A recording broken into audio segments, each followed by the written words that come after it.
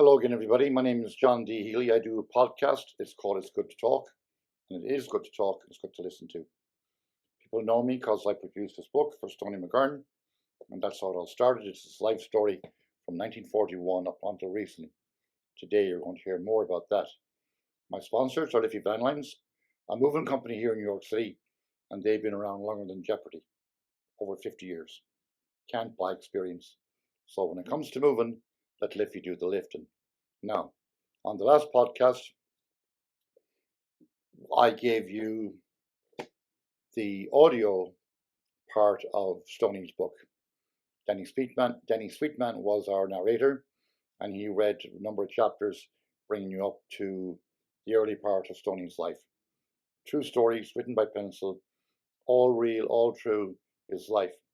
The next part of the book moves on a little bit more in Ireland, but then he comes to New York and all his experience.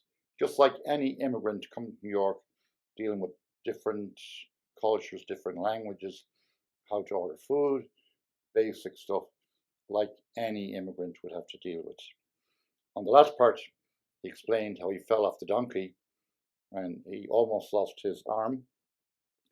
His father was concerned and he got a doctor, a French surgeon, and that's in the previous chapter, which you can go back and read. His dad was concerned that he would grow up with a disability. In my opinion, I don't think people have disabilities. I don't know people with the only people I know with disabilities are people with bad attitudes. And people with bad attitudes, I tend to avoid them. They're a pain in the ass. Now, I know that because I work with IWA, Irish Wheelchair Association, and we travel all over the world. If you want to know more about that, go back to my previous podcast where I did podcasts on Mother Hubbard's, my involvement with IWA, Irish Wheelchair Association, and so forth. I'm going to move on now. When we finish this segment of Stoney's audio, I'll come back to you to speak to you about AI. People are asking me about AI. Well, we have to embrace it. I think it's going to be amazing. It'll be the best thing ever since the invention of the wheel. And if you don't know about it, you should learn about it a little bit. Don't be afraid of it. It's going to help us in medical science. It'll eliminate a lot of lawyers. It'll eliminate a lot of lawyers. We have too many lawyers. It will help in the whole world of science, medical, cancer research, and so many more things. Pause. Because the last time I was with you, I predicted inflation was coming down. Price of gas coming down. Things getting better. Things looking up. No doom and gloom. Let me hand you over now to Danny Sweetman, and that's how it all started. John D. Healy, if you like it, subscribe. Subscribe is free. Romance in the Town. Jack McDonough and Martin McSherry did business with each other. Jack and his brother Packy were butchers in Drumkeeran. Martin and Tom McSherry were jobbers, cattle dealers. The McDonoughs bought cattle from the McSherrys for slaughter, which made them all friends of sorts. The McSherrys were very highly respected. Martin was 6'5" tall. He never fought, but if a man hit him, they never forgot it. Nobody tried him on because they all knew what the result would be. Martin was brutal when he got mad, but he loved to laugh. Jack McDonough would fight with his fingernails, and he would sly rap you, hit you when you weren't looking. People stayed away from him. Jack owned his own house and a car, and he did something nobody ever heard of in that part of the country. He put a bathtub in the house. Many people asked how it was done. We were backward in those times. Jack married a tall, blonde schoolteacher. She looked like she should have been in Hollywood. It must have been the bathtub that did it, since Jack wasn't Hollywood material. They were married for 6 years and had no kids. Martin lived on a big farm and was married to a small woman, 5'2". They had 6 kids, 4 sons and 2 daughters. Martin and his wife stood out when they walked through the town, him being so tall and she so small. On a market day in Drumkeeran, he sold a lot of cattle to Jack. When the market closed, Martin and Jack went drinking at Kelly's pub. Jack got sentimental and said to Martin, "I'm going to ask you something personal." "Okay," Martin said with a smile. "Why not?" Jack said, "Martin, there must be a secret to it. Now listen, Martin, you're married to a small woman, and you've got 6 kids. I'm married to a tall, beautiful blonde. I've been trying, but I can't have any kids. How do you do it? Well, said Martin, here's what you've got to do. First of all, everyone is talking about this thing they call a bathtub. You fill it with warm water and have your wife sit in it. Get a nice warm cloth with some soap and rub her up and down. Then stand her up and dry her off, and wrap her up in a big towel, but don't let her walk. Pick her up and carry her to the bed and lay her down. Then Martin said nothing. Jack couldn't help himself. He had to ask, "And what do I do then?"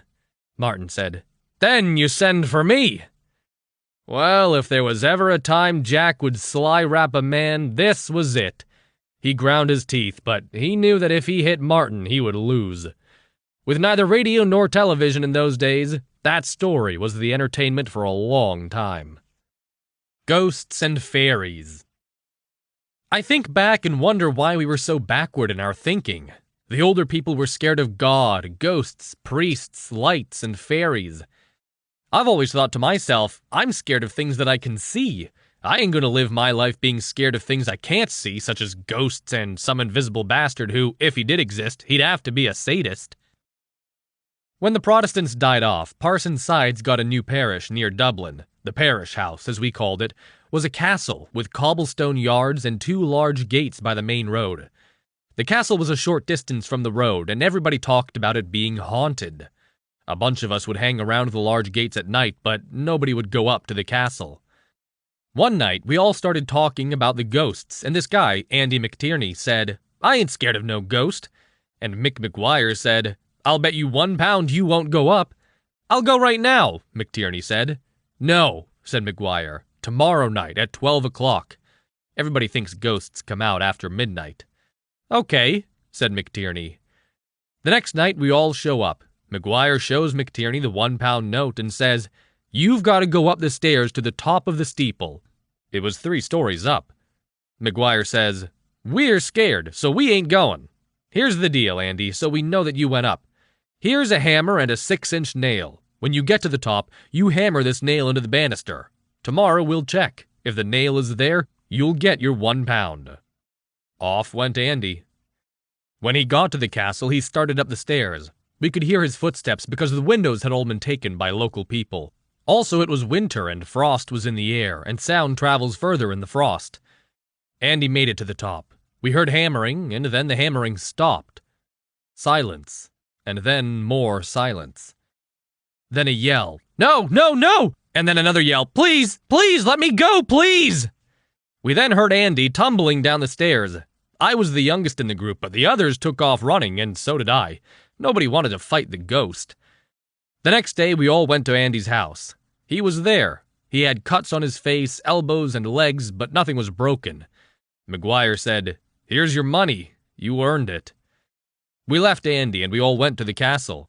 Even though it was daytime, those grown men seemed to me to be a little scared.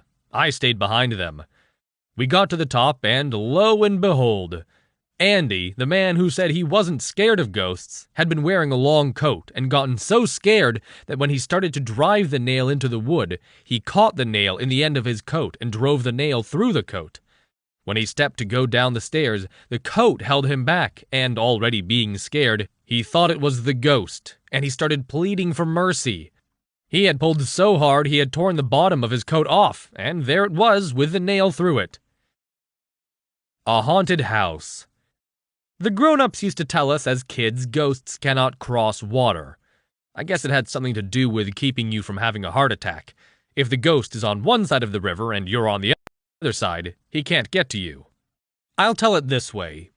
When I was 13, a young man named Tony Gray brought movies, we called them pictures, to Dowra.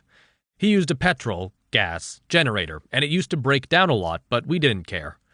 Nobody had seen movies. They were a big hit. Every Thursday night, the girls would come from Ballinaglara. I knew one, Lisa McPartland, from the technical school. I rode my bike home with her. After, I had to come back through Dowra, and then it was 3 miles home. It would be 1 o'clock in the morning by the time I got there. On the way home, I had to pass a vacant haunted house. I was still young, and I'm thinking maybe, just maybe, there are ghosts in there. As I get past the haunted house, I'm pedaling away, and suddenly, I'm finding it hard to pedal. I start to pedal harder. I have a quarter of a mile to McCarter's Bridge. I feel something holding the carrier of the bike. I feel it wants me off the bike. If I can only make it to the bridge and get over the water, the ghost can't follow me. Now I'm up off the saddle, pedaling faster, and the sweat is pouring off of me. The bike is really being held back. I'm getting closer and closer. I feel I'm doing only 1 mile an hour, and as I get over the bridge, the bike shoots forward so fast that I fall back on the saddle. The next day I ride down to the haunted house. I turn around and pedal back to the bridge. I go back to the haunted house, pedal it again, faster this time. I do it again as fast as I can go. Then I have it figured out. I'm like Andy. Subconsciously, I think there's a ghost. So, no matter how hard I pedaled, it wasn't hard enough. And my mind was telling me that when I get over the water, the ghost won't follow me. I'll be safe. Another story of a haunted house. There was a teacher who we knew as Master Flynn. He was the son of Master Flynn Sr., who taught my father. He had a house about 400 yards from our house and shop. When he was going to college to study to be a teacher, he failed the Irish language subject. Therefore, he was not allowed to teach in the south of Ireland. So he found a teaching job in the north of Ireland. He was not married, so he stayed in the north Monday to Friday, and his house was vacant for 5 days. He would return on weekends. He had a caretaker named Pat Gwicken to mind his house. This guy told everybody that Flynn's house was haunted. Some nights we would see lights, but not every night. Sometimes twice a week, and in some weeks 3 nights. Those lights seemed to be in a bedroom on the 2nd floor. Master Flynn told a story of how he ran over a person with his car one night in front of his house, and when he got out of the car, there was nobody on the ground. One night, my father came home late with the supplies for the shop. We helped him put away the supplies, and he put the horse out to pasture. We looked towards Flynn's house, and there was a light in the 2nd floor bedroom. My father says to me, "Let's go up and see the light." I am scared, but I did not want to show my fear. We walked to the house. My father found a small window he was able to open. "Okay," he said to me, "you hop in and go open the front door for me." I get in, and it's dark. I am in the parlor. I walk to the kitchen and fall over a chair. Wow, am I scared. I get to the door and open it to let my father in. My father starts up the stairs with me behind him, both walking slow. We get to the top of the stairs and we look in the bedroom. In the middle of the floor is a tall candle burning in a metal container. It still had a few inches to burn to the end. Pat, the caretaker, made his job easy. He did not have to check on the house every night, just had to light the tall candle to keep people away. And there you have your ghost. Card games in houses. Mike Corrigan's house was a half-mile from ours, and I used to visit there a lot. His 2 uncles were John and Pat Gwicken. Pat had been the caretaker for Master Flynn's house. When John died, he left the house and land to Mike. That house was great for having card games. The house would be packed with locals. The prizes varied for the big games: a pig's head, a goose, a turkey at Christmas, or even a new pair of shoes someone got as a gift from America that didn't fit him, and if they didn't fit the guy who won them, he would raffle them. Some of the locals were great characters. John McTeague was very witty. He had lost a leg in the Second World War and had a wooden one. Jimmy Paul McPartland was a bachelor who was paranoid and thought everyone was talking about him, so he was always early for the game so nobody could talk about him behind his back. He had to stay home one night as he had a cow giving birth. The next night, Jimmy arrived late. He wanted everybody there. Then he stood at the door and said in a loud voice, "I guess you all had a good time last night talking about me." John McTeague was so fast, he said, "Last night we talked about only good people, and your name was never mentioned." Time went on, and Pat Gwicken got ill and was bedridden. We used to turn him in the bed 4 times a day, but he still got bed sores. Then they got inner tubes from car tires and inflated them and lifted him onto them. Finally, the day came. I was 9 years old. Mike told me to hop on my bike and go to Willie Odie and ask him to come because Pat was near the end. Willie was the man who took care of the dying. He arrived at 6 p.m. and went into the room, came out, and said he only has a few hours. All 3 of us sat by the fire drinking tea, and every 15 minutes one of us would check on Pat. At about 10 p.m., I went to the room and his mouth was open. I came up and told Willie. "Okay," says Willie. "He is leaving us." And all three of us go down. Willie takes the prayer book and jams it under his chin to close his mouth. He then got 2 half-crown coins. They were heavy coins, and he puts them on his eyes to keep his eyes closed. We wait for an hour, and Willie and Mike put his best shirt, tie, and a jacket on him. They straighten out his body with a pillow under his head. Pat Gwicken is ready to party. The next morning, I tell my mother in the shop and Lizzie in the post office that Pat has died. The wake is tonight. Mike will be over for supplies, food, drinks, and Guinness, and get word to a few musicians so Pat can get a good send-off. Curfews. Every Thursday I went to Dowra, met Lisa, and came home late. No more ghosts. Boy, was I smart for my age. Then my father and mother found out about me seeing a girl in Ballinaglara. They didn't tell me that they knew.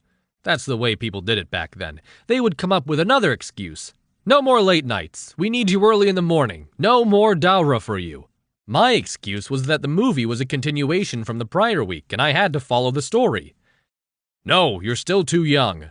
"But I'll be 14 next year." "Then you'll wait until next year." Back then, we were always told you were a man at 14. Grown-ups valued your opinion, you took on responsibilities. I look back and laugh at the nerve of me. I recall that when I was 11 years old, my father hit me a slap for getting out of hand. I stood up to him and shook my finger in his face and said, "3 more years!" Anyway, I knew it wasn't working. So early in the week, I started planning for Thursday. There was a big, deep drain down past the shop, and I hid the bike in it. That night, I said I was going to Dowra and started to dress. My mother was baking bread for the next day, and my father was sitting by the fire in his socks reading the paper. My mother tried to stop me from getting dressed. My father said, "Let him get dressed. He's going nowhere. Bolt the door." Now I'm dressed and I go to sit on the stairs. Then I go up the stairs. Mother comes up and I meet her. She goes back down and I sit on the stairs again. Then I go up again and she goes to come up, but I was already going down the stairs. She goes back down. She was a little at ease then.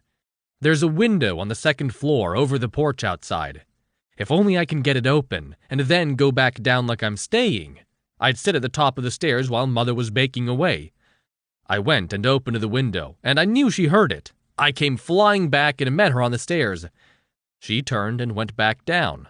When I finally got my chance, I ran and jumped out the window. I had to land on the concrete. It's now or never. Down the walkway to the road, then to my bike. I knew my father had to get the bolt off the door, but he could run. He prided himself on his running. I got to the bike. I got it out of the ditch and jumped on it. The pedals were spinning and I couldn't get my feet on them. Finally, I got my feet on them. I felt my father's fingers touching the carrier on the back of the bike. I made it to the hill and I looked back. I got him. I waved my hand and yelled, "So long, Pat!" That night when I came home, I was watching for my father. There was no sign of him. I got past the house and went to the neighbor's house, Mick Corrigan's. I often stayed with him. The next day I came home.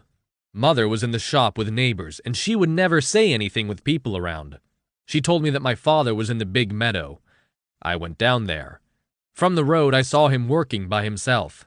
I went into the field. He was bent down, doing something with potatoes. He straightened up and looked at me. Before he opened his mouth, I said, "If you're going to hit me, that's it. I'm going to England." At that time, men as young as 12 were going to England and getting jobs. He said, "Okay, not another word. Go to work."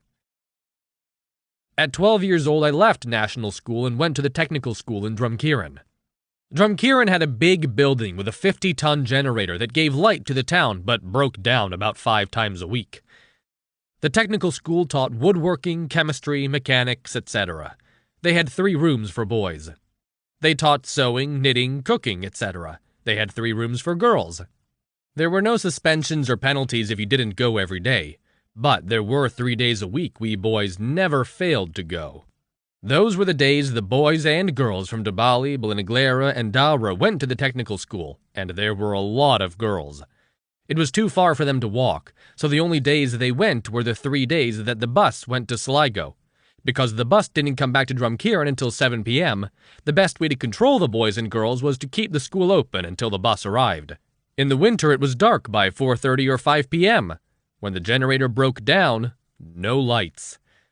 I often think of how naive the teachers were. All the teachers, can you imagine? All of them. They would lock us in the school and go up to the town to check on the generator. Doors locked. No teachers. We boys went flying off to get our favorite girl. Pitch black dark. We were grabbing every girl. They were running and screaming. It was a game until you found the one you liked and she liked you. Then she'd laugh and say, "It's me, it's me." What a time and what fun we had until the lights went back on, and then everybody would run back to their rooms and be back where they were supposed to be when the teachers came back. Electric power. The government planned to use water from Loch Allen to bring electricity to our part of the country by building a power station on the other side of the loch. There were men from all over the country working on the project. All the locals got jobs and loved to be working. My father was working in our quarry. He was selling stone by the ton to the government for the road. We were finally going to have a tarred road and electricity. The 20th century was coming, even though it was half gone. I was almost 14 years old. I used to go to Drumkeeran on my bike. I met Tom Coyle, who I went to school with, at 7 o'clock one evening. He was dirty, like he had been working hard. I asked him, "Who are you working with?" He told me he had found a job in the power station. I went there the next day and got hired. There was a guy, Joe McNiff, who worked at the power station. He had a car and he charged so much a week to bring me to work. I walked 2 miles to his house and he picked up 4 other guys along the way. It was a good deal. I worked with an old man, Tom McLaughlin, digging holes 8 foot deep for the electric poles. We had a foreman, Tom Lynch, from County Cork. For whatever reason, Lynch seemed to dislike Tom, and I guess me too. One day, Tom and I had finished digging out holes by lunchtime. While we were eating lunch, the sky opened up and the rain came lashing down.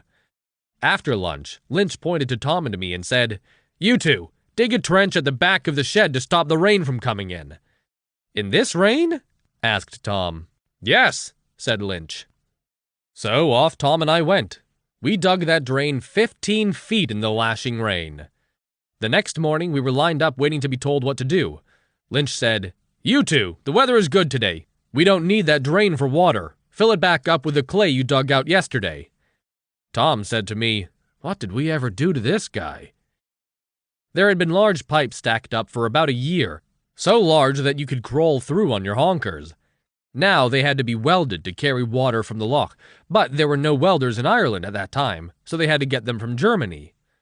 The German welders arrived, and for the first 2 months, they built offices and workshops with heat. We were fascinated. In the morning, they drove in Mercedes-Benzes, dressed in suits and ties, and then changed into their work overalls. They went slow and calculated every move and never had to redo anything. They asked people to fill out job applications. I was one of the first, and I got a job. I was working with the Germans. I was then able to go to work, put on overalls, and leave work clean. On my first day, a German took me into his workshop and took out a large leather holder, what looked like what the American Indians carried their arrows in, with a strap. He hung it over my shoulder and filled it with welding rods. He walked out the door and waved at me to follow him. We got to the loch. There were large cranes lining up the giant water pipes together. When that was all done, he pointed to me to jump on the pipe and sit on it. He then reached up and pulled out a welding rod and then put it back. He gestured to me. I then pulled one out.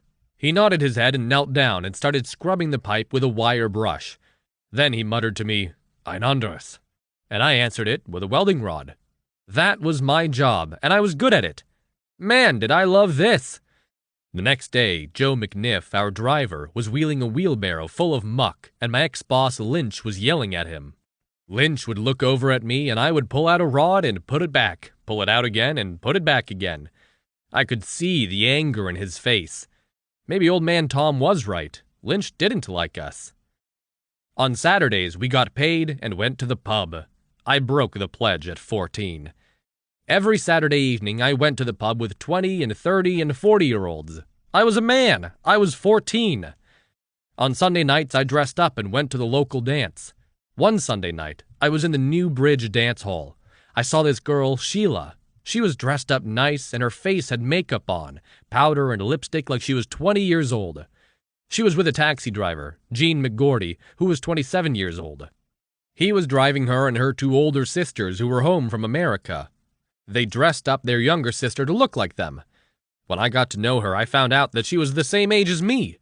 I thought she was the cat's meow, very pretty. The sisters went back to America, and McGurrin went out with her for a month. Then, one night in Tess Lee's dance hall in Drumkeerin, I saw her with Frank Early, a cousin of mine. He was 25 years old. I felt safe and asked him if I could dance with her. He yelled, "No!" and I walked away. A month later, a guy, Mike Keegan, had bought a car. 4 of us hired him to go to a dance 30 miles away, and what do you know? She was there with her older brother. I made a date for the following Thursday evening for 9 o'clock and her friend Monica Gallagher to join me and a buddy of mine, Johnny Flynn. We were to meet on the mountain road near where the girls lived. The following Thursday, it's snowing hard. I meet Johnny in Drumkeerin. We say to each other, why go 4 miles up the mountain road? No one in their right mind would wait in the snow for us. We meet Mike Keegan with his car, and for a laugh, we pay him to drive us up the mountain. We're an hour late, and to our surprise, we see 2 people walking in the snow. It's them. Sheila says we should go to her house. Her parents are away, and her younger brother Miles is at a neighbor's house. Her parents had put in a generator for electric light. She takes us up a flight of stairs over the cowshed. It was full of hay and very warm from the breath of the cows. Sheila and I go to the end of the hayloft and get under the hay. We giggle. And the 4 of us are talking back and forth and laughing. Then we hear footsteps coming up the steps. Sheila says, "My father!" and she and I dig deep in the hay to hide. We hear the light switch click on. Not a word. It seemed like forever. I stick my head up slowly over the hay, and there is Miles, her brother, trying to stop himself from laughing. Johnny had hid Monica under the hay and most of himself, but his arse was sticking out from the hay like an ostrich. We all roared our heads off laughing. Then we went in the house for tea, and later Johnny and I walked the 7 miles home. More people were getting cars by now. The dance halls were paying for big bands, but Lynch, the priest, used the local bands, for which he didn't pay too much. The other dance halls stayed open until 2 a.m., but Lynch stayed open until only midnight. So he used religion again. He got on the altar and made it a mortal sin for anybody to go to a dance hall that stayed open after midnight. But younger people were changing. Mad ass. Most of us farm boys and girls started going to dances at 12 or 13 years old. Sunday night was the only night people went dancing. There were 4 dance halls within a 14-mile area.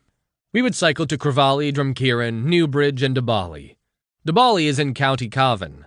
There were some young people who were very clannish of their town or area and were suspicious of people from other areas. There was a mountain area some miles from Dabali Dance Hall. There were families up there, the McGoverns. They were very protective of their girls. This story is about Paddy Kelly, one of the cool dudes who asked me at the Protestant wake some years before what should he do. One Sunday night in Dabali at the dance, he took one of the McGovern girls home to the mountain. The next Sunday night, the McGovern boys get around him and tell him to stay away from their girls and stay off the mountain. I must say he had nerve, and he took her home again. The following Sunday, Kelly is there again with the girl. Love is blind. The McGoverns leave the dance early and go back home to the mountain and wait for Kelly. It was a beautiful, clear, moonlit night. They have it all planned what they are going to do with Kelly. They had rounded up the wildest ass, donkey, off the mountain. They had cut a blackthorn bush with a lot of thorns and got a rope. Kelly, because he got the girl, he leaves the dance early. When he reaches her house, they grab him and give her orders to go home. They take every stitch of clothing off Kelly, tie him on the donkey's back, and then tie the blackthorn bush to the donkey's tail, so that every time the donkey moves, the bush hits the back of its legs. They hit the donkey on the arse, and he takes off down the mountain towards the dance hall. The mountain road is very steep, and the crowds of people coming from the dance have to jump into the ditches on both sides of the road to let this mad ass by, braying with pain from the prodding of the blackthorn bush on the back of its legs, with his naked man strapped to him, screaming with fear. They say love is blind, but I think Kelly got the message. Dublin trip. There were 10 of us in our family. There were about 2 years between each of us. I was the second youngest. Mary, the eldest, went to England before I was born. When we were planning for me to go to the United States, we had to go to Dublin to get me a passport. I had never met Mary, so my mother wrote a letter to her saying that it would be nice if she could take the boat to Dublin to see me before I went to America. My mother and I took the train to Dublin. Another sister, Josephine, was living in Dublin. She was the only one of us who never left Ireland. She went to college, became a school teacher, married a school teacher, and lived happily ever after. We all met Mary in the Green Rooster restaurant. My mother introduced me to her. She was a quiet, shy woman.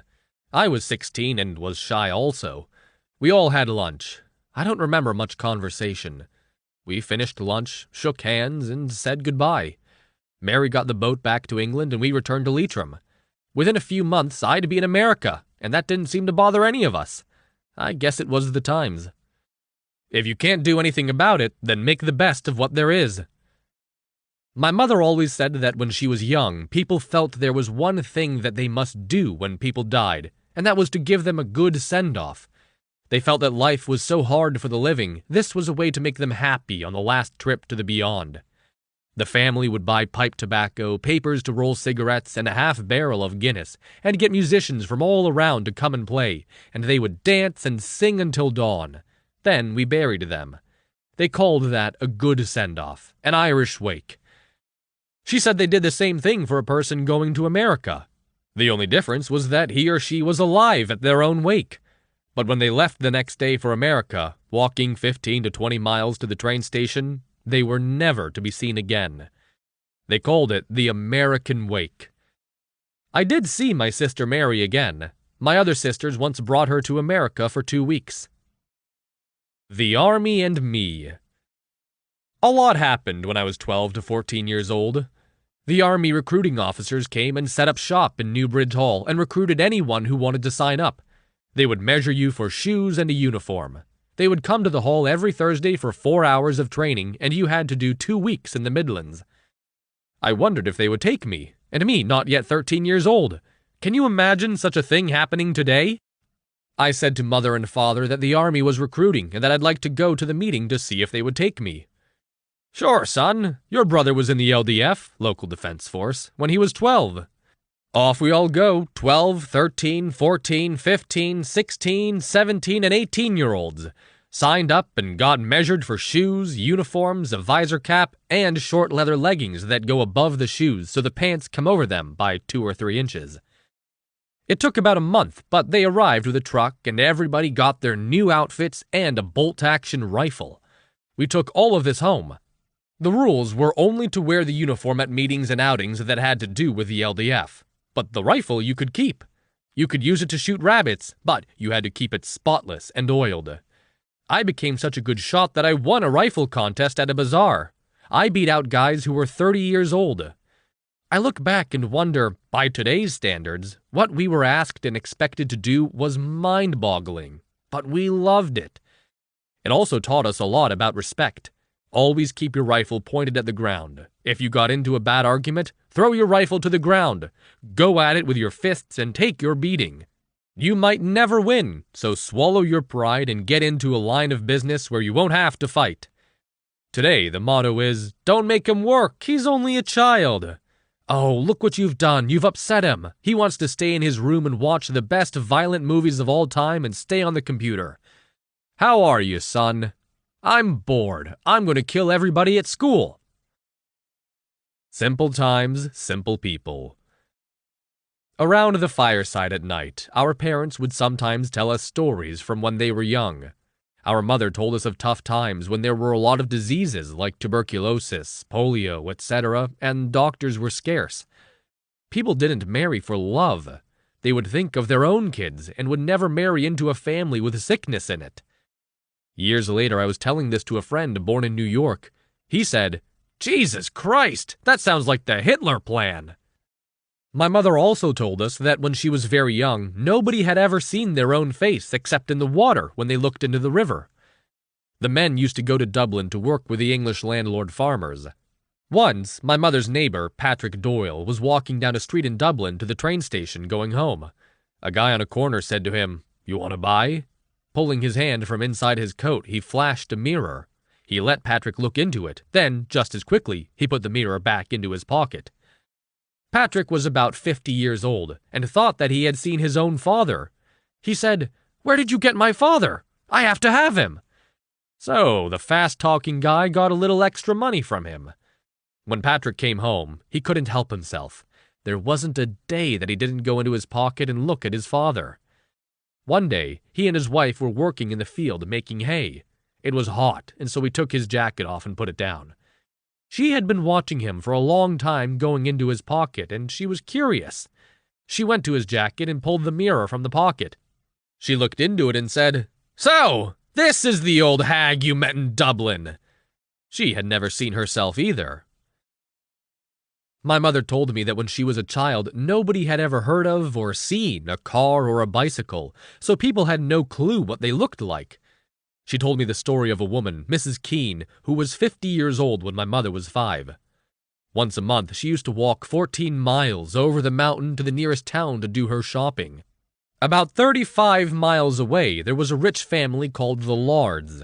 Nobody knew they had bought a car. It had big, round headlights and an air horn on the side to blow with your hand. They had 2 sons in their early 20s who decided to drive the car through the mountain roads and scare people with the lights and the horn.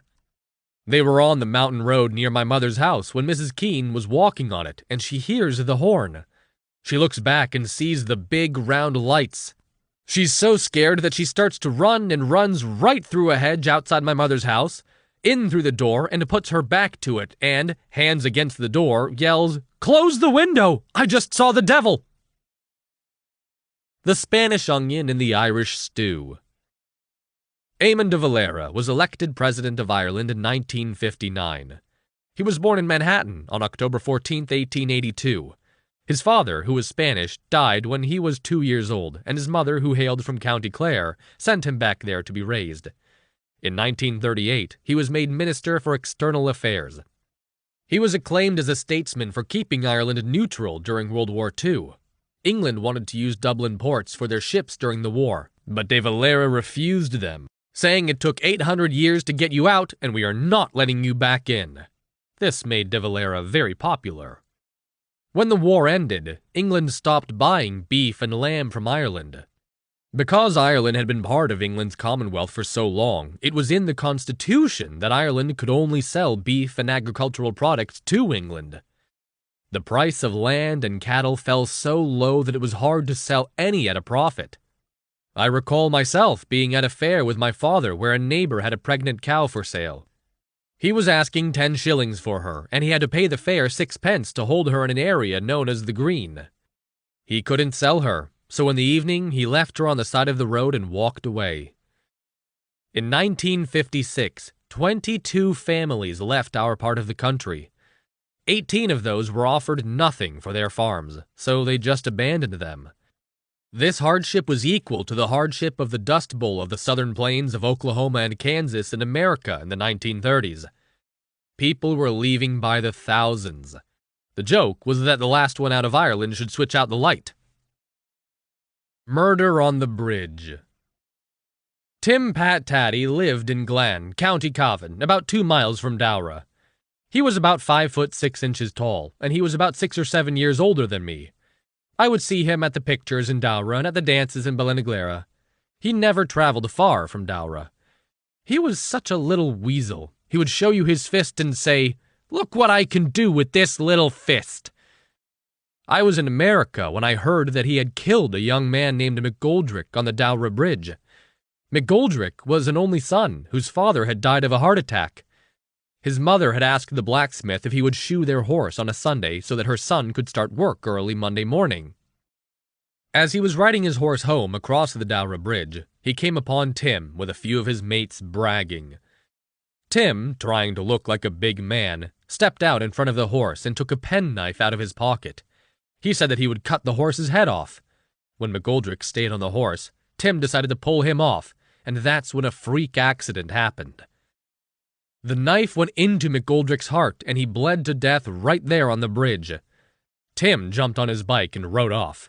Tim's mates carried the body to a house in town. They banged and banged on the door until they heard the occupant of the house coming, and then they took off. I had heard Tim got 10 years in Mountjoy jail in Dublin. He came home and committed suicide. I heard wrong. Many, many years later in New York, I met a man named Kevin Healy, and in conversation, he told me he had been a policeman in Dowra.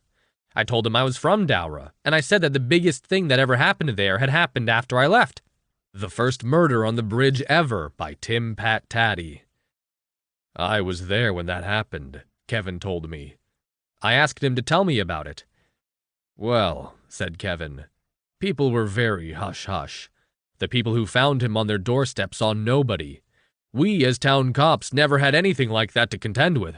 The Sligo cops were called, who didn't know much either. We had everything closed off. The cops arrived from Sligo, and the first thing they noticed was that there was a footprint in the blood on the bridge. They measured it lengthwise and widthwise, and said that if they find the shoe that made this impression, they will find the killer. The bloody footprint went up the street to the station house and in and up the stairs into the room of a cop named Jerry. He was asleep. All the cops lived in the station house back then. Big excitement. Close off the police station. A cop did it. Jerry the cop was fond of the drink, like many cops in the country stations. It was his day off, and he was drinking in Gilday's pub on the other side of the bridge. On his way back to the barracks, one of his shoes stepped into the blood, and he was so drunk he never noticed it. If this had been a big city, there goes another innocent man. Kevin said that within a week the truth was known. Tim was arrested and convicted and sent to Mountjoy jail. Years went by, and one day the phone rang in the station house. It was Mountjoy jail, telling us to inform the family to meet Tim at the train in Carrick-on-Shannon. Tim was coming home. His sister had gone to America, the father was dead, and the mother was home alone. Tim should have been on his way to Sligo to the insane asylum and not going home to live with his mother. She was scared. Tim was home 2 months when his neighbors called us to tell us to come to the house because Tim was going to kill his mother. Myself and Jerry went out to the house and found Tim in the kitchen with his mother up against the wall with a knife to her throat. We tried to talk Tim into giving us the knife, but no dice. I thought Jerry had made a bad move, but it worked. He jumped Tim and grabbed his hand and got the knife.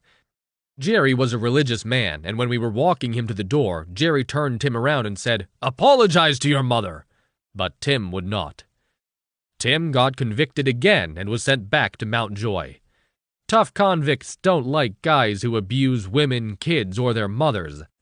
Tim never got to go home to his mother again. My mother arrives in New York. I was still living with my brother Jim in New York at the time my mother arrived. She arrived on a Thursday night. As I tell this story, you must keep in mind that my mother worked on the farm, ran the shop, had 10 kids, and had never seen electricity.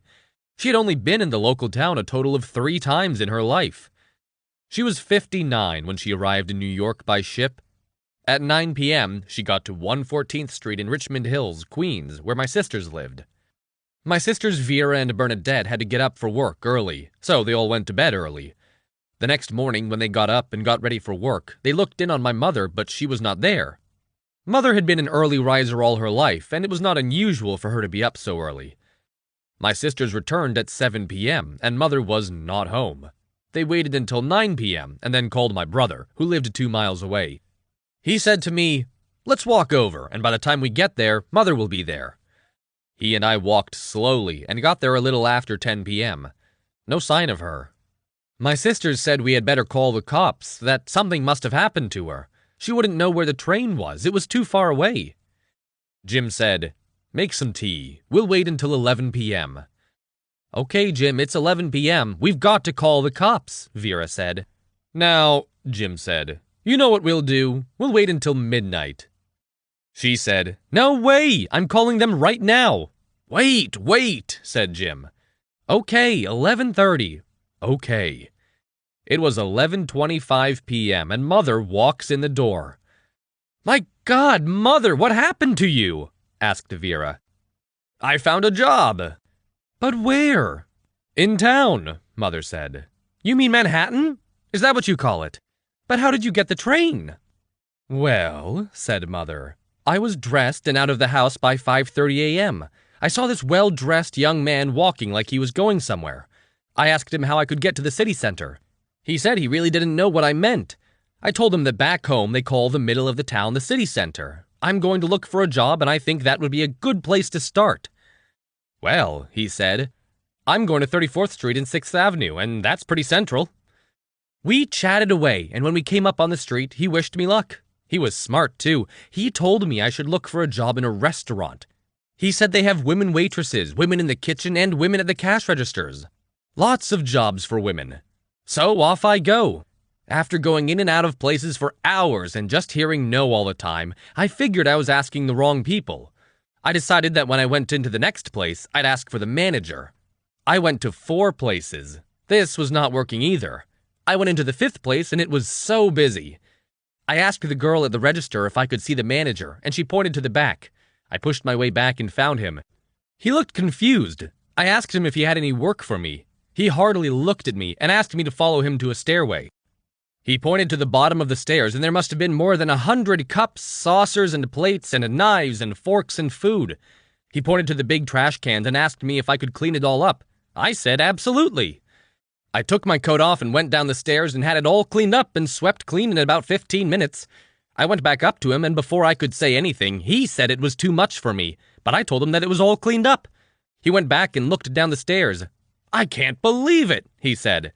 I asked him if he had anything else. He told me there was a young man picking up all the dirty plates, etc., from all the tables with a big wheeled cart, and that we were running out of clean plates. I told the young man to stop doing what he was doing and bring up the clean plates, cups, and saucers. He got upset, went crazy, and threw the cart and everything down the stairs and walked out. I was stuck at rush hour. "If I show you what to do you think you can do it?" the manager asked. I said sure. He came by after a few hours and was surprised to see that I had finished everything and was mopping the floor. He told me he had never seen anyone work like that and that I didn't have to mop the floor, that they had someone for that. I told him that I have to keep working, that I can't sit down. He asked me if I thought I could do a double shift. I asked, "You mean work late?" "Sure," he said. I told him yes, and so that is why I am late coming home. The name of the restaurant was Schrafft's. Mother worked there until it was bought by Marriott Hotels. Marriott got the franchise or concession to supply all the airplanes at JFK Airport. They liked Mother so well that they got her a job at the airport. Then she only needed to take the Lefferts Boulevard bus to work. Her job was to prepare all the salads, but she would have that done in half the time. Then she would wash the dishes. Her boss was a large lady named Mrs. Johnston. She used to tell Mother to slow down, but Mother never did. Mother weighed only 98 pounds. She told me that one day when she had done all of her work and she was helping wash the dishes, Mrs. Johnston walked in and said, "Kate, I told you to slow down."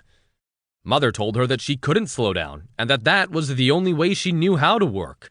She said that then Mrs. Johnston picked her up and danced her around the kitchen and said, "If you don't slow down, I'll knock you down." Mother got the bus every morning at 5 a.m. on Lefferts Boulevard and Atlantic Avenue. There were the same bus driver and same 6 passengers every day, and everybody said good morning to everybody, and everybody sat in the same seat. One morning, as usual, she gets on the bus, says good morning, and sits in her usual seat. Her feet kicked something, and when she looked down, she saw it was a briefcase. She picked it up and put it on her lap. She tried to open it, and the top flew open. It was packed tightly with $100 bills. She slammed it shut, jumped up, and ran to the bus driver. She told him it was full of money.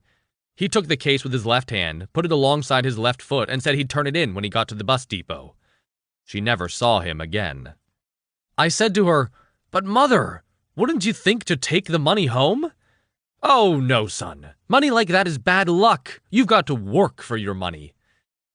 Back then in the 1960s, Mike Wallace and Harry Reasoner of the 60 Minutes TV show did a story on drug money. They said that a briefcase full of $100 bills could hold over $1 million. Maybe Mother was right. If it was drug money, we'd all be dead. My brother Jim returns to Ireland. My sister in Ireland, Josephine, plans to get married. Jim says, "I must go back and walk her down the aisle," and he did. He came back with a different frame of mind. Ireland is the only place to live, he says, and to raise kids. Here's a guy who spends 12 years trying not to be Irish in America, comes back from Ireland and sells everything. He sells his station wagon to me, his kid brother. When I went to pick up the station wagon, he had the back seat down. I went to bring the back seat up, but he stopped me, telling it looked better down. It was easy to handle, so I said okay. 2 weeks later, my buddy Desmond Fallon and I were at Rockaway Beach, and we picked up 2 girls. Desmond picked up the back seat, and when they jumped in, their feet went right through the floor to the street. My brother had sold me a car with no floor in the back. The fucker. Jim lived in Ireland for 15 years. His warped mind followed him. I always said he should have been a politician. He could look you straight in the eye and say, "How can you say that about me?" In Ireland, Josephine and her husband, Noel Hogan, were both school teachers. She asked Mother to come back to Ireland and babysit her 5 kids. Can you imagine this? So she retired from the airport. To her surprise, the big bosses at Marriott knew about her work ethic and threw her a big retirement party at the Marriott Hotel. We were all invited. It was a great party. My father returned to Ireland to the farm. He had a stroke. Josephine got him into a nursing home in Dublin. He lost his speech. The home place had not been sold. It was in my father's name, but we all agreed that whatever money it sold for must go to our mother. Jim said he knew a lawyer, so he would get the paperwork done for the sale of the family home. He was in a big rush to sell it. He went to a cousin, Johnny, and sold it within weeks. Mother asked him for the money, but he said that he had invested it for her. She never saw the money. I said, "Mother, I'm doing okay now, and I'll see to it that you will be fine." The nice thing about this was that within a year, the property went up and up in value. I was so happy for my cousin. Jim tried to buy the property back from him, but Johnny had always wanted to live on the main road. "I'm here until I die," he said. And he was. Mother was living with Josephine and Noel, and she didn't like living there on the weekends when they were home from school. I went back for a vacation, went to Dublin, and stayed in a hotel Jim found me. I told him I'm going to Navan to see Mother, and he said he'd go with me. We go there, and while we are talking, Mother said that cattle had come through a hole in the bushes. Jim said, "Let me check it for you." While he was gone, Mother said, "I hoped that would get him to go outside for a while. Look, Stoney, I'll talk fast. I have enough money for a down payment on a house. Maybe you could get somebody to look for a house for me in Dublin." We could see Jim, the thief with no conscience, coming, and I said, "Mother, enough said. Leave it to me." Jim walked in. I said, "Okay, Mother, we're leaving." Jim said, "Stoney, you're always in a hurry. Come in, say hello, and then go out. That's me." I was leaving for New York the next morning, so I called Sean Flynn. Sean was a close family friend from home. He said, "I'll get Peter McHugh, also from home. He's in real estate, and he will write to you in New York." Peter wrote to me and said he had a house that was perfect for my mother, but he needed all the money transferred to his bank in Dublin, and he gave me the address. I asked myself, should I do this? Then I said to myself, there can't be 2 Jims. So I emptied out my bank account. The bank manager told me I was doing a very foolish thing, but I didn't listen. 2 months went by, and no word from Peter. I wrote and asked him what was going on, and I got no reply. "Well," I said, "Mother has no house, and I should have listened to the bank manager." 2 more weeks go by.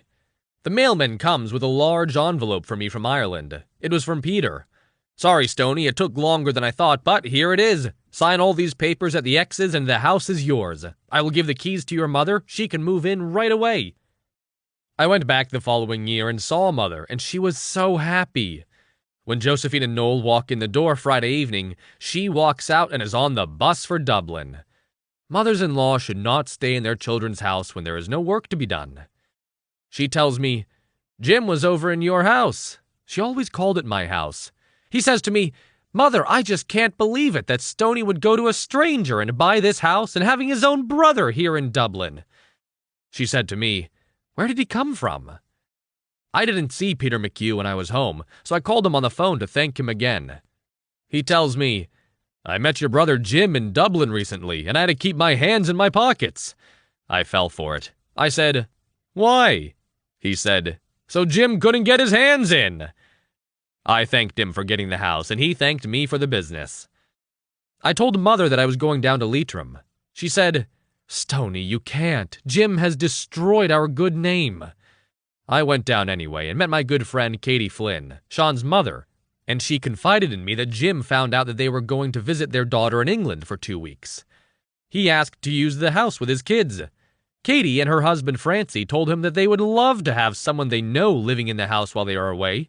They tell Jim he has the run of the whole house but for one room, which is locked because they have some gold coins, silver, and antiques in there. Talk about the fox minding the henhouse. They come back from England. He had broken the lock to the room. Coins were missing, etc. He said, "Oh, the kids must have broken the lock." Mother said, "I thought I was going to die here, so I bought a grave plot here in Dublin, but now I can't bear to meet people I know. When Josephine's kids don't need a babysitter, I think I'll go back to New York." A few years later, I bought a house in Flushing, Queens. I wrote my mother and told her I got a 2-family house with a backyard. When your babysitting job is over, you'll be able to grow your own vegetables in the backyard. She came back to New York, and the first thing she did was buy one grave plot, deep enough for 2 bodies. She thought I'd be buried with her, but I'm going to be cremated. When some of Jim's children came to America, he quit his job and came also. One day the phone rang and Mother picked it up. "It's Jim, I'm coming over to see you," he said, and he hung up. Mother asked, "What does he want to see me for? He's got everything I had." My sister Nuala was visiting when he arrived. Jim liked to talk politics. He starts to talk about the Kennedys, and he told Mom that they were a very tragic family. She said, "What do you mean, Jim?" Jim said, "Oh, come on, Mother. The oldest son, Joe, was killed in the war, John F. was assassinated, Bobby was assassinated, and there was a sister in a mental institution." He says, "That is tragic." Mother said, "Jim, that's no tragedy. These are hard things that happen to families as they go through life. But that devil Tenny went over that bridge and killed that girl and destroyed the family name. Now, Jim, that is a tragedy." A little while later, Nuala asked me to drive her home. We're in the car and Nuala says to me, "Did you get that answer Jim got?" Well, I said I heard what she said, so Nuala explained to me. She was letting him know what he did to our family. I said, "You know he didn't get it because he justifies everything, and I didn't get it until you said it." Many years later, I felt I got even with my loving brother Jim. When my business started to make money, he had the nerve to call me on the phone. I answered it and said hello. He said, "I am so glad I got you. This is Jim. I hear you are doing very well. I need to borrow 20 from you."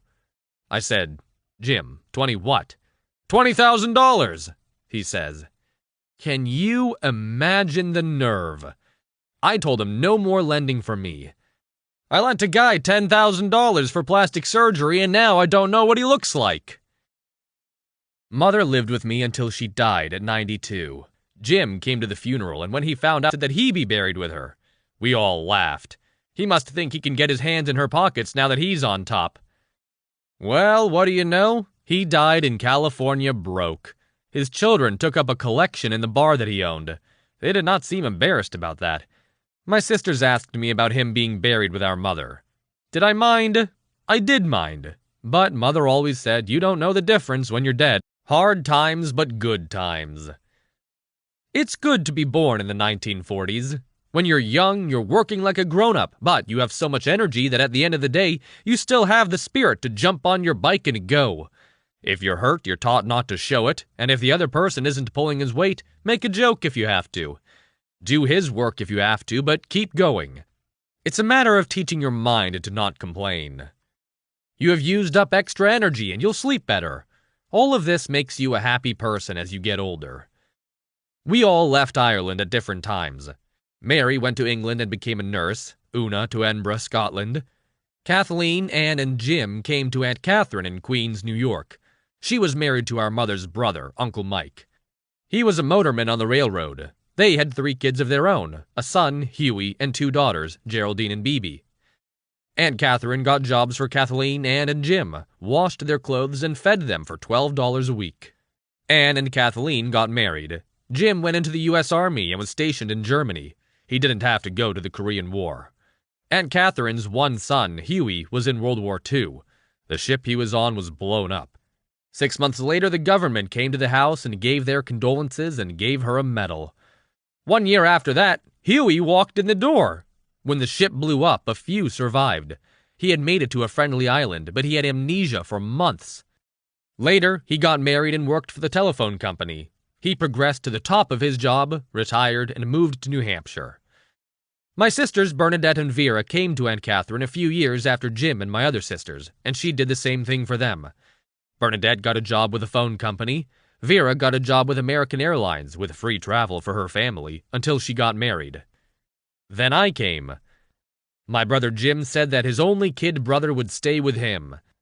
By then he was married with 3 children, and he was going to look after his only brother. He always talked like that. It took years to get to know him. I was 1 hour in the country when he said to me, "The first thing you do is you must get rid of that accent." What a thing to say to a farm kid in a new country. I'm wondering that he must be right. He's in New York 9 years and has lost his accent. He married an American. I start off in this new country and I'm never opening my mouth. I was a man back home. Now I'm a fish out of water and I don't even know the money. It's hard to believe today, but back then, coming to a new country, you didn't even know the names of the foods. Jim got me my first job, running an elevator in Stern's department store on 42nd Street and 6th Avenue, Times Square. At a lunch hour the first day I worked there, I saw a lot of people go outside. I followed them to a corner place across the street. It had no stools and open windows. There were 5 guys behind the counter yelling, "You're next!" And I couldn't figure out what they were saying or what they were eating. When I went home, I told Jim I had gone to a place that day and people ordered food through a window and inside also, but I couldn't understand, so I didn't eat that day. He said, "All you need is a hot dog." A what? Hot dog? Yeah, until you get home. At his apartment, all they had was spaghetti. I hated that also. The next day at lunch hour, I go out to the corner place, I squeeze inside, and I wait until I get right up to the counter. The guy says, "You!" with his finger pointed at me. I say, "Hot dog!" and it was there in a flash. He snapped the dollar out of my hand and slapped the change on the counter. I looked around. Nobody seemed to notice my accent. I felt good.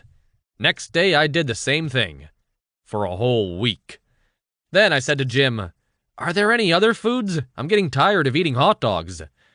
My, he said. "Order a hamburger."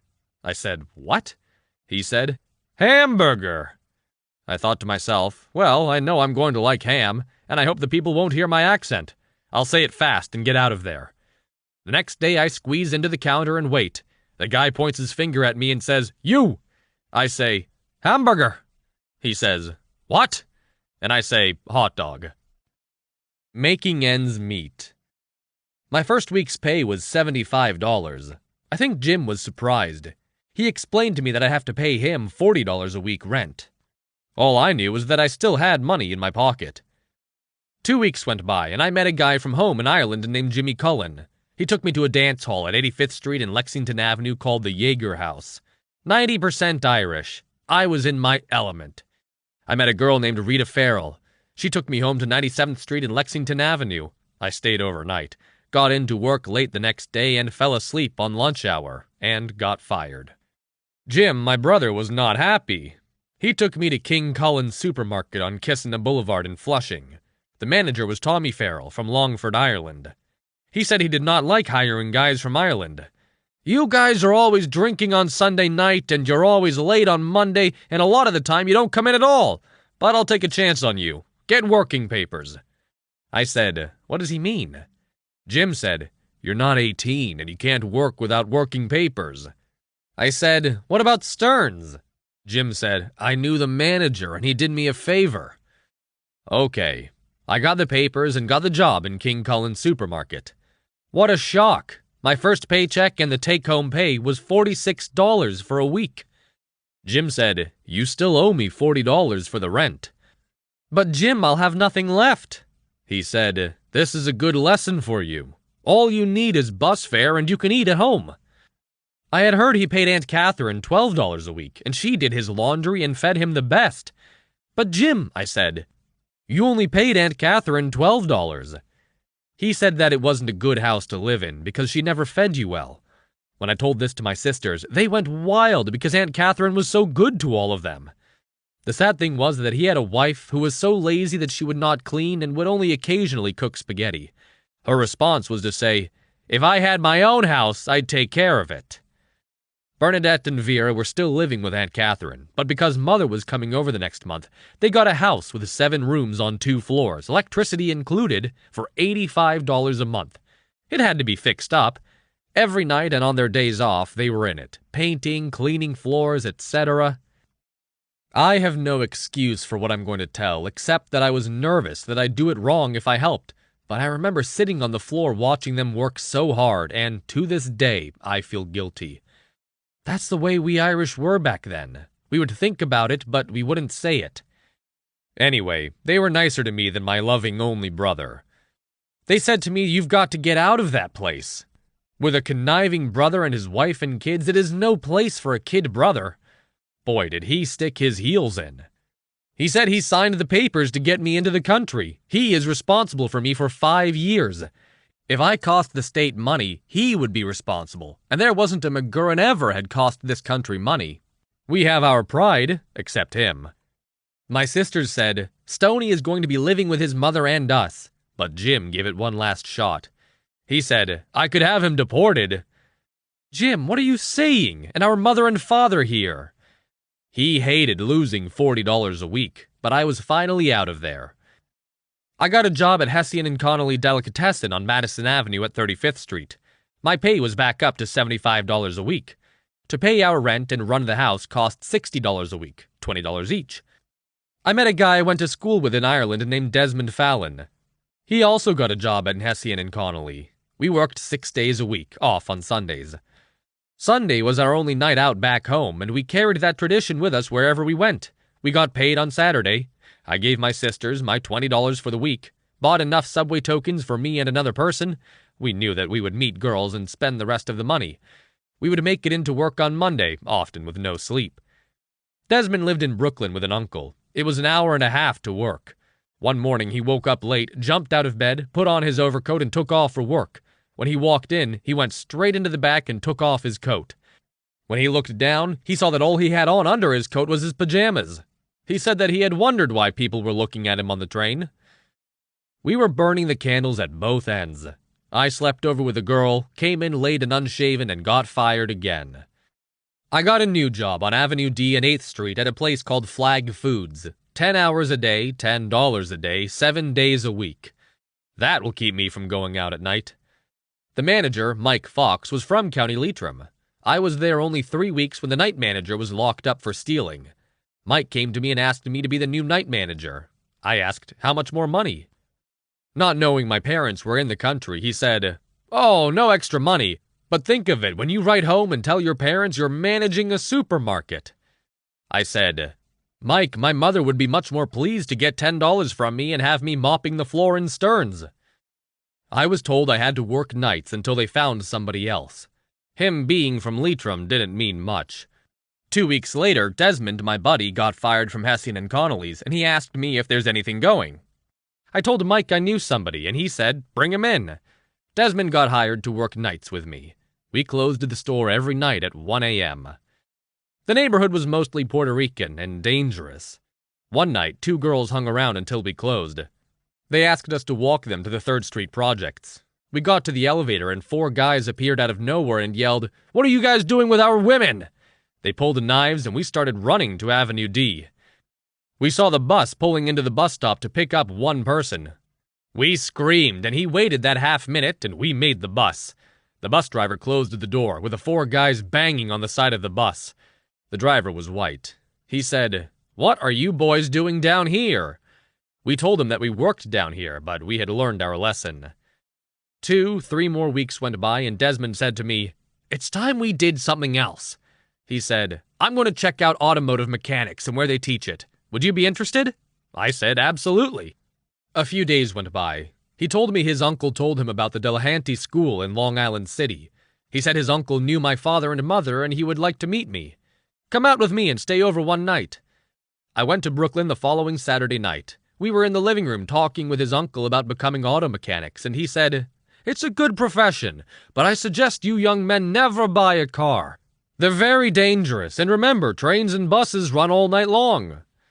I asked him if he ever owned a car. He said yes, he had one car. He went on to tell us that he worked for the fire department. His job was steering the back end of the fire truck. When the fire truck made a left turn, the guy on the back had to turn his wheels right to get the 80-foot fire truck around the turn. He had done that for 4 years, and then he bought a car. On his first day out, he drove down the street and made a left turn. Still thinking that he was on the back end of a fire truck, he turned the steering wheel to the right and went into a woman's front yard. He said he called a tow truck and never drove a car again. I said to Desmond later, "Your uncle's got his mind a little twisted, but when I make money, I'm still buying a car." And I knew it wouldn't be long. Back then, you could buy a car for $25 to $100. My first car, a 1949 Pontiac, cost $25. Our plan then was to go to Delahanty School, but we had to get off working nights. We explained our goal to Mike Fox, and we got lucky when 2 guys on the day shift, Katz and Freddie, were caught stealing. Mike said it might take a week or 2. Let me talk to Mr. Lawn, the owner. It worked out that 2 weeks went by, and Mike tells us that Mr. Lawn wants to keep you 2 boys. We explained that we would come in at 7 a.m., but we must be out of there by 5 p.m. Monday to Friday. Saturdays and Sundays we would work days or nights. Our first night at school, we had a German teacher. He said, "Gentlemen, when you leave here, you will know everything about cars. The first thing you're going to learn here is brakes. You must know how to stop a car." He mostly talked about how if you're driving down the highway at 60 miles an hour and you put your foot on a rubber pedal, you expect 2 tons of steel to stop on a dime. It took 6 weeks to get qualified on brakes. I didn't like it. I told Desmond, "That's it for me, I'm finished." "Why?" he said. I was only having a laugh, so I said, "Back home I knew how to start them. Now I know how to stop them." I quit, and he quit. So then we were back working for Flag Foods, any hours that they wanted us to work. Mr. Lawn had 3 Flag Foods, one on Avenue D, one on 56th Street and 8th Avenue, and one on 65th Street and 1st Avenue. I was asked to go to 8th Avenue for 2 weeks.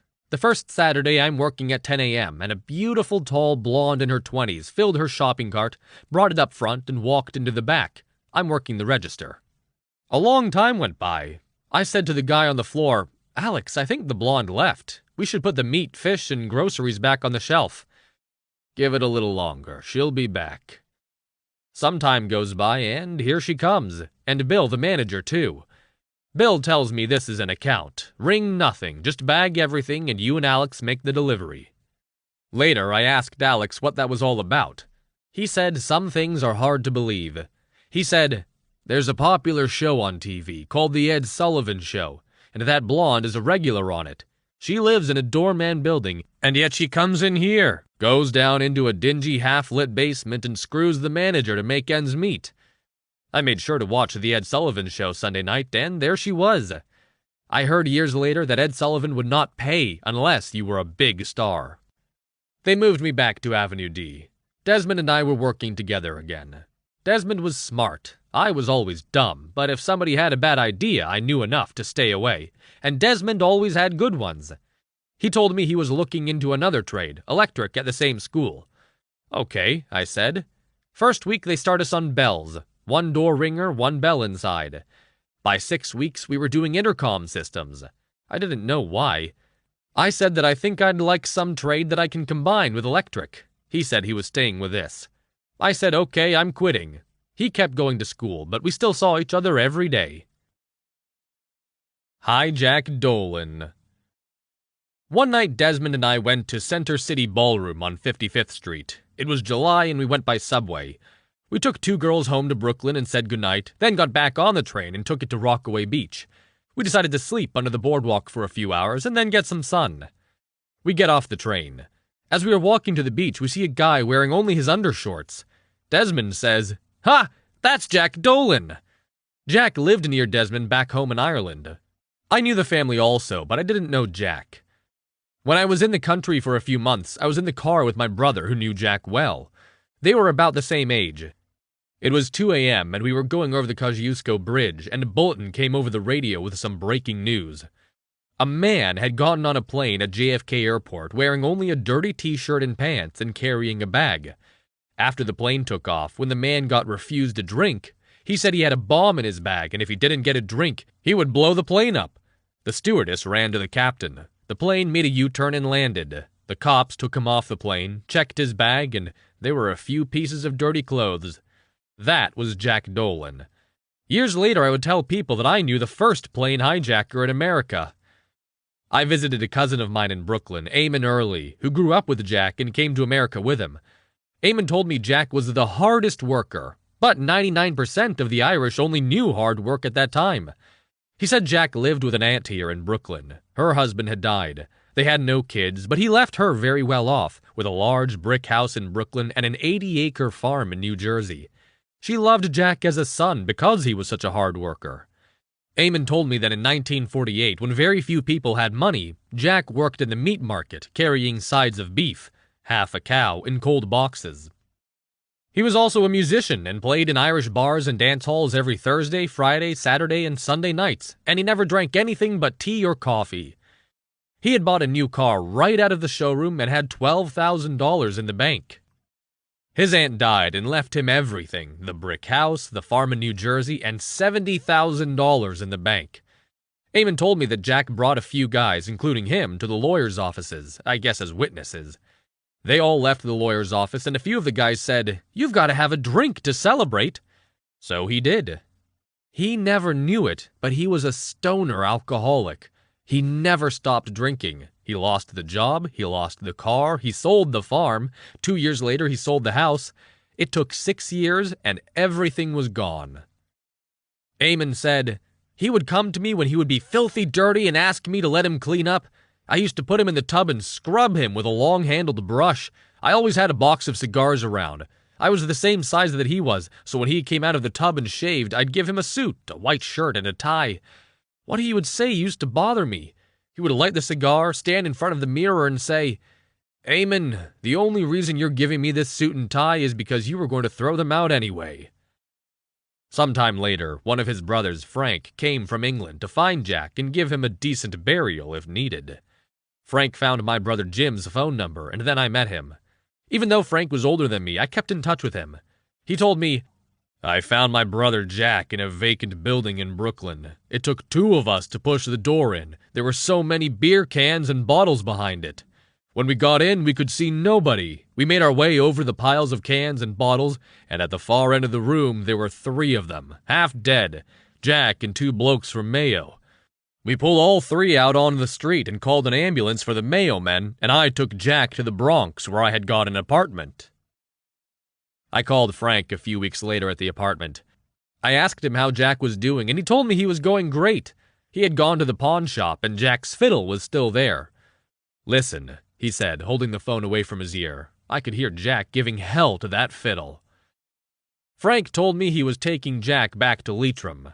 "My father is building a new house, closer to the road, and Jack is a great tradesman, so he'll be back in his element." Years later, I heard Jack worked every day. He kept a fire on all day with coffee brewing. Locals thought it was quite funny. Jack built the house, built a car garage, a horse stable, and a hay shed. He kept busy for 7 years. Then, one day, he got all dressed up, took the bus to Sligo, then the train to Dublin, and met a guy, Shane Corrigan, who he had gone to school with.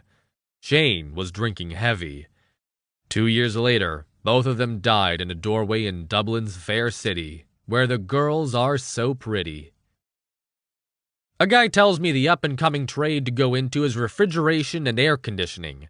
We have to change schools since they are teaching refrigeration and air conditioning in a YMCA in Bedford-Stuyvesant, Brooklyn, a very bad neighborhood.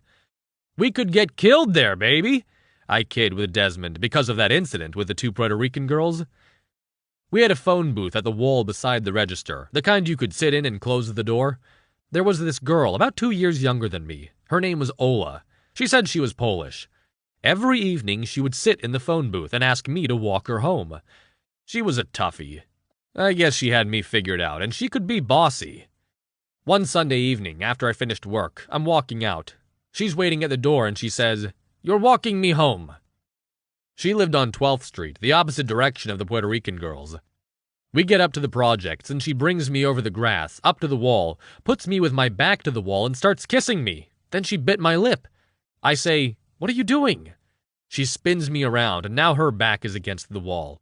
She grabs my hand and hits her face with it, and in a loud voice says, "Hit me! Hit me!"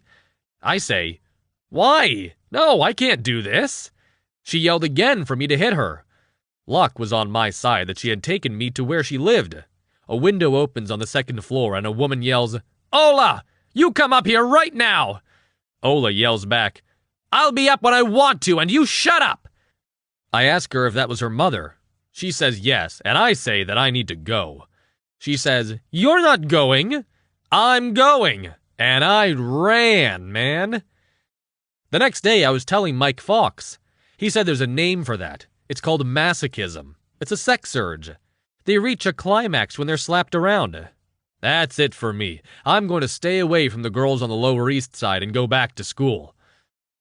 Desmond was good with his working hours because he never stopped school. I had to explain to Mike that I needed the same hours.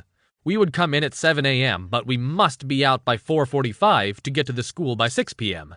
It was all set up. Get up at 5:30 a.m., get into work at 7 a.m., get out of work at 4:45 p.m., get to school at 6 p.m., get out of school at 10 p.m., study on the train, get home at midnight, sleep 4 to 5 hours, and start all over. School was Monday through Thursday. Flag Foods was 7 days, sometimes doubles on Saturday and Sunday. We did good, and 2 years later, we graduated. In the 2 years of night school, we had 3 teachers. The first guy told us he was Jewish. The second guy told us he was Italian. They looked American to me. The third guy didn't have to tell anybody what he was. He was born and raised in Limerick, Ireland. His name was Lynch, and I was very impressed. Here is a man who, when there was no gas or electric in Ireland, came to America, went to school, and now he's teaching Americans refrigeration and air conditioning. Maybe, just maybe, Jim was wrong about me losing the accent. If Lynch has one and look at what he can accomplish, maybe I should focus on talking clearly, which I do. If I lose it, fine. If I don't, well and good. After getting our diplomas, we all have to go back to school. The following night, we are all feeling good. Lynch waits until we are all sitting down. Then he stands and says, "You gentlemen must feel real smart with your diplomas. But I want you all to understand, now you know nothing." A guy in the group, Ralph, he was always a talker, he shook his diploma in the air and said, "Are you dumb or what?" Lynch said, "All you know is the theory. It will take another 2 years in the field doing the practical before you can call yourself a mechanical engineer." Ralph said, "If I served my time for 2 years and didn't go to school, I'd know more than if I had gone to school." Lynch said, "I don't know about more, but you would know as much." There are a lot of jobs where you served your time and know the job. Today, they want college degrees and no practical experience. Before I tell you this, back in Ireland, only a few people owned cars. A bunch of us would pay for the gas and we would go 40, 50, 60 miles to a dance. When we came out here to America, we went everywhere by subway.